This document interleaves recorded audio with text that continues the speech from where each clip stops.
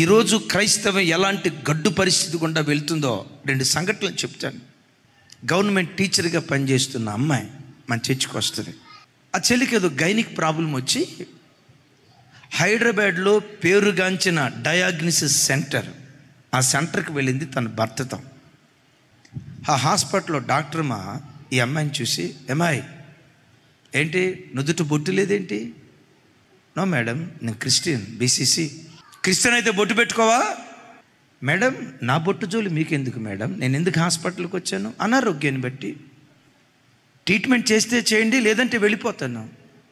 వాస్తవంగా దానికి ట్రీట్మెంట్ ఇచ్చేటప్పుడు మత్తు ఇంజెక్షన్ ఇస్తారట. మత్తు ఇంజెక్షన్ ఇవ్వకుండా కావాలని, మేడం నొప్పి మేడం భరించలేకపోతున్నాను మేడం, నేను భరించలేను మేడం అంటే ఆవిడ అందట, మీ యేసు ప్రభు ఉన్నాడుగా స్మరించుకో. కడుపు అంతా కెలికి వదిలిపెడితే వారం రోజులు మంచం మీద నుంచి దిగల. నాకు బాగా సన్నిహితులైన దైవజనులు అజయ్ గారని, వాళ్ళ పాప పూర్తి పెంతుకోస్తు డాక్టర్లు పెరిగిన బిడ్డలు. తల్లి కడుపులో నుంచి వచ్చేటప్పుడు ఎలా ఉన్నారో ఒంటి మీద ఏ ఆభరణం ఉండదు. చివరికి చెవులు కూడా పిల్లలు కుట్టించలా.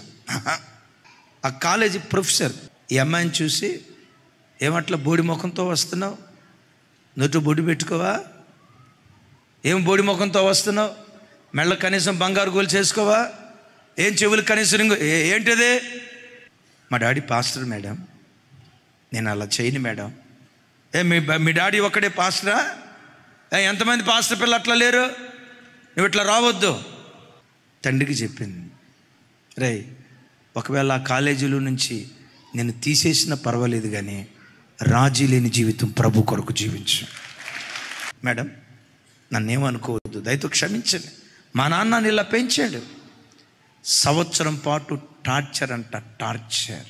ఆ పీజీ కాలేజీలో ఆ అమ్మాయి ఈ అబ్బాయితో, ఈ అబ్బాయి ఆ అమ్మాయితో ఇలా సరసాలాడుతూ ఉంటే వాళ్ళందరి మధ్యలో బలురక్కసి చెట్ల మధ్య వల్లి పద్మం ఉన్నట్లు ఈ అమ్మాయి తన పవిత్రతను కాపాడుకుంటూ క్రీస్తుకు సాక్షిగా బ్రతికిందట.